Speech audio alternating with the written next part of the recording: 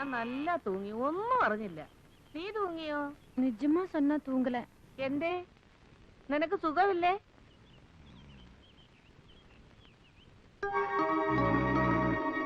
ആരാത്? ആരാ കിടക്കുന്നേ?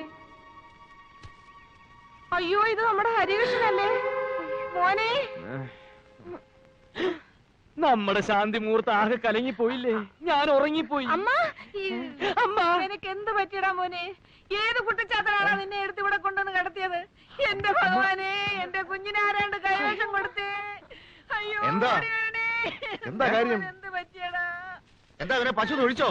വീട്ടിനകത്ത് സുഖമായിട്ട് കിടന്നുറങ്ങി എന്റെ കുഞ്ഞ് നേരം വെളുത്തപ്പോ എങ്ങനെയാ ഈ തൊഴുത്തിനകത്ത് കിടന്നുറങ്ങുന്നത്? ഈ വീട്ടിലെ ആണുങ്ങൾക്ക് മുഴുവനും എന്തോ ദോഷകാലോ. നീ എവിടെയാടാ രാത്രി കിടന്നത്? മുറിയില്. ഉറങ്ങി എണ്ണീറ്റതോ? ദാ ഇവിടെ. അതെന്താ, ഇവിടുത്തെ പശുക്കൾക്ക് കാന്തശക്തി ഉണ്ടോടാ?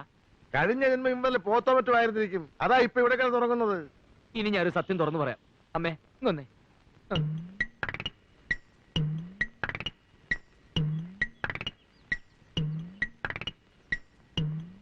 എന്റെ ദൈവമേ, ഞാൻ എന്താ ഈ കേക്കുന്നത്? എങ്ങനെ ഇതിനുള്ളിൽ കേറുക? ഇതെന്താ ഇത്? ഓ,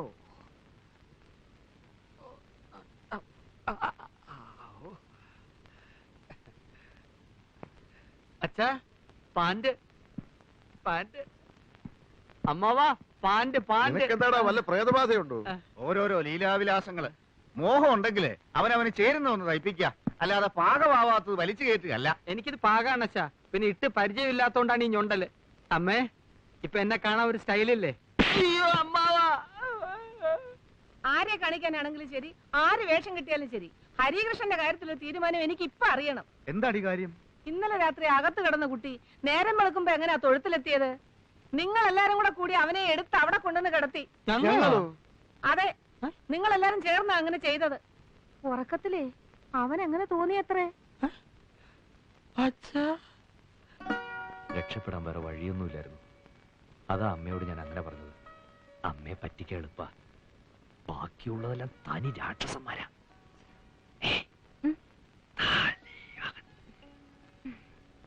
ഞാൻ മധുരയ്ക്കൊരു ട്രാൻസ്ഫറിന് ശ്രമിക്കുന്നുണ്ട്.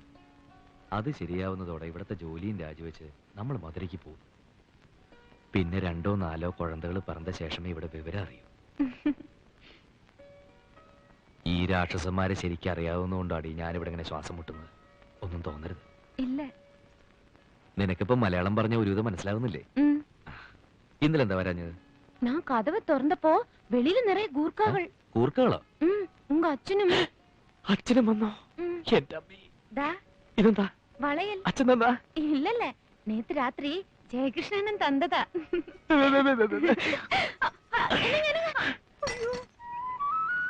ഇത് നിനക്ക് തിന്നാനോ നിന്റെ പശുവിന് തിന്നാനോ? അധികം ലോഹ്യൊന്നും വേണ്ട. വീട്ടിൽ പുതിയ വേലക്കാരി വന്ന ശേഷം അവിടെ ഇത്തിരി മാറ്റമൊക്കെ ഞാനും കാണുന്നുണ്ട്. നേര് പറഞ്ഞാൽ വന്നത് വേലക്കാരിയല്ല, ഒരു ദേവതയാണ്. അടുക്കള ദേവത. സത്യം പറ, നിനക്ക് എന്നെ ഇഷ്ടമാണോ? പറ, ആണോ? ഞാൻ പറഞ്ഞ നീ എന്തും ചെയ്യുവോ? എന്നാ ഈ വെള്ളത്തിലോട്ട് ചാടും. ചാട്. നേര് പറഞ്ഞ മുതലാളിക്കൊന്നും തോന്നരുത്. മക്കൾക്കൊക്കെ ഇത്തിരി കാറ്റുവീഴ്ചയുണ്ട്. എന്താ ഇപ്പൊ അങ്ങനെ തോന്നാൻ? അല്ല, ഒന്നിച്ചുള്ള ഈ തടം തുറക്കലും വളവിടലും കളപറിക്കലും ചാക്കലി നിറക്കലും ഒക്കെ ഇത്തിരി കുറഞ്ഞോ എന്ന് എനിക്കൊരു തോന്നൽ. ആ തോന്നൽ അനാവശ്യമാ. ഗോപികൃഷ്ണൻ ഇത്തിരി വിത്ത് വാങ്ങിക്കാൻ പോയി. ജയകൃഷ്ണൻ ഇത്രയും നേരം ഇവിടെ കിളയ്ക്കാനുണ്ടായിരുന്നു, ഇപ്പൊ ഒന്ന് കുളിക്കാൻ പോയി. എന്നാ എനിക്ക് പിഴച്ചു. മുതലാളി, ഞാൻ പറഞ്ഞത് അടിയോടെ വെട്ടിക്കള. അയ്യോ എന്റെ കാലേ. ഇയാളെ കല്യാണം കഴിച്ചാ ഈ കുളം എന്റെ പേരിൽ എഴുതി തരുമോ? ഓ, എഴുതി തരാം. തറവാട്ടിലേക്ക് കൊണ്ടുപോകുമ്പോ 2 ബക്കറ്റ് വെള്ളം മാറ്റി വെച്ചേക്കണം. ഞങ്ങൾ അച്ഛനും മക്കൾക്കും ഇടയ്ക്കൊന്ന് കുളിക്കണ്ടേ? ഇപ്പൊ ഇങ്ങോട്ട് ആരെങ്കിലും വരുമോ? ഏയ്, ആരും വരില്ല. നീ ധൈര്യമായിട്ട് കുളിച്ചോ. എന്നാ ചേട്ടനും ചാട്.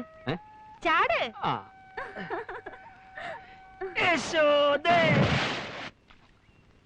ഇനിയൊരു കുളിയാവാ. ഇന്നെന്താ ഇത്ര നേരത്തെ? വയ്യ, ഒരു ഉഷാറില്ല. ഒപ്പം മക്കളുണ്ടെങ്കിലേ വെട്ടാനും കിളയ്ക്കാനും ഒക്കെ ഒരു സുഖമുള്ളൂ. അതാണ് നല്ലത്. മനസ്സറിഞ്ഞൊന്ന് കുളിച്ചാൽ ഒരു ഉഷാറ് വരും. 40, 41, 42, 43, 44, 45. 45 ആയുള്ളൂ. ഇത് ഞാൻ പൊട്ടിച്ചേരാം. എന്നാ മുങ്ങ. അത്രക്ക് ചങ്കുറപ്പുണ്ടെങ്കിൽ നിന്നെ ഞാൻ കെട്ടിയിരിക്കും. വെറുമാക്ക് പറയരുതേ. വെറും വാക്കല്ല ജയകൃഷ്ണന്റെ വാക്ക്. എന്നേക്കാൾ കൂടുതൽ നേരം നീ വെള്ളത്തിൽ മുങ്ങിക്കിടന്നാൽ നിന്നെ വെള്ളത്തിൽ വെച്ച് കിട്ടും. എന്നാൽ എണ്ണിക്കോ. കെട്ടിയില്ലേ അപ്പോൾ കാണാം. കാണാം. 1 2 3 4 5 6 7 8 9 10 സുഖമായിട്ടൊന്ന് മുങ്ങി കുളിച്ചാല ക്ഷീണമൊന്ന് മാറും. അയ്യാ.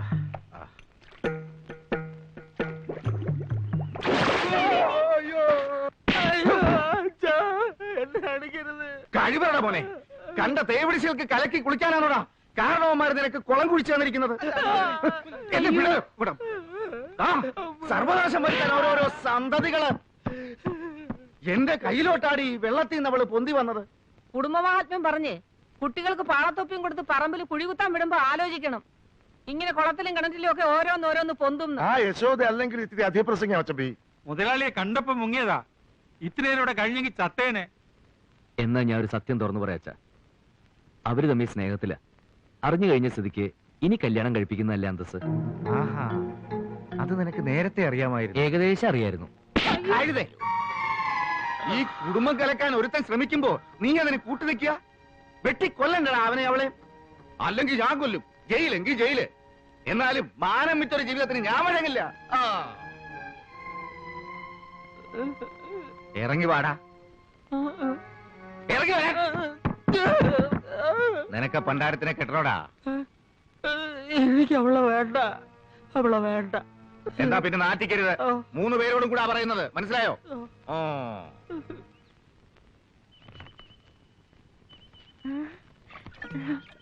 നീ ഇങ്ങോട്ട് വന്ന് ആരെങ്കിലും കണ്ടായിരുന്നോ? അരിച്ചില്ല. അരിച്ചില്ല അല്ല, അറിയില്ല. അരി ഇല്ല. ആ, നമ്മുടെ കാര്യത്തിന്റെ ആദ്യ പടിയായിട്ടാ ഞാൻ യശോദയുടെ കാര്യം ഒന്ന് എടുത്തിട്ട് അതാകെ തരിപ്പണമായി. എവിടെ പണം വരും? ഓ, പണത്തിന്റെ കാര്യം അല്ല പറഞ്ഞത്, തരിപ്പണത്തിന്റെ കാര്യം. തരിപ്പണം എന്ന് പറഞ്ഞാൽ പിന്നെ ആകെ നാശമാച്ച് അതാ. എന്നെ കൊണ്ടിടുവാങ്ങളാ? നിന്നെ കൊല്ലാനോ? നല്ല കാര്യായി. മன்னிச்சிடுங்க. മന്നിച്ച കാല് വരെ പോവോ?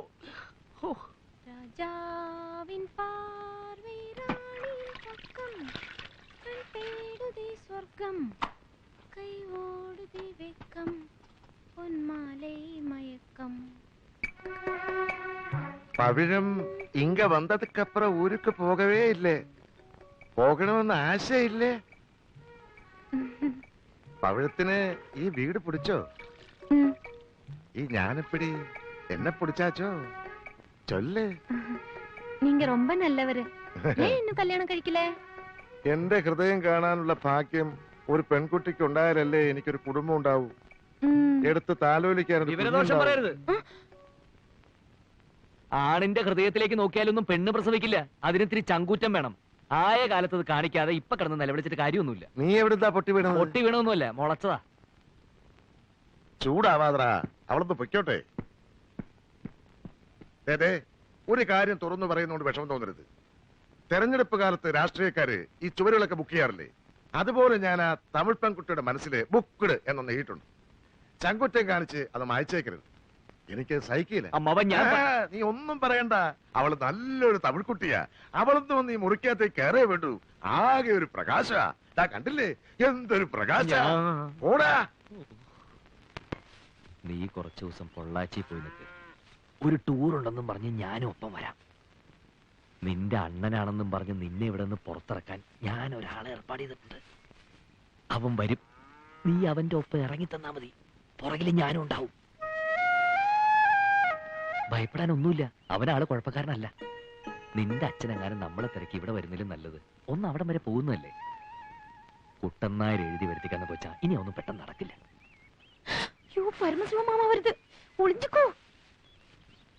കുഞ്ഞകത്തു വല്ല പണിയെടുത്തോളൂ. ഇത് ഞാൻ തൊഴുത്തി കൊണ്ടുവന്നിടാം.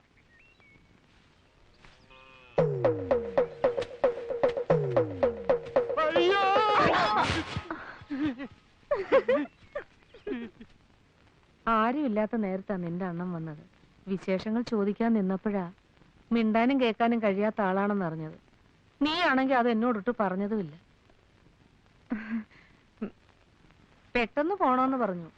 ഇപ്പഴേതാ പൊള്ളാച്ചിക്ക് ബസ്? നീ എപ്പോഴാ വരിക? ഞാൻ പോനാ അമ്മാവക്ക് കഷ്ടമാ ഇരിക്കൂല്ലേ? അത് സാരമില്ല, നിനക്ക് പോണ്ടേ? പൊയ്ക്കോ, അണ്ണം വന്നതല്ലേ. നിന്റെ വീട്ടിൽ എന്തെങ്കിലും വിശേഷം കാണും.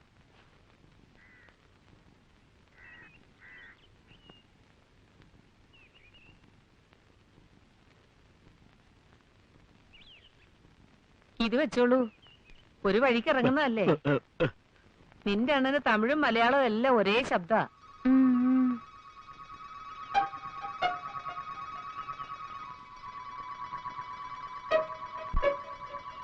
നിന്റെ മുഖം കണ്ടിട്ട് നിനക്കവിടെ ഇഷ്ടമില്ലാത്ത കല്യാണം ആലോചിച്ച പോലെ ഉണ്ടല്ലോ പെണ്ണെ. ധൈര്യമായിട്ട് പോയിട്ട് വാ.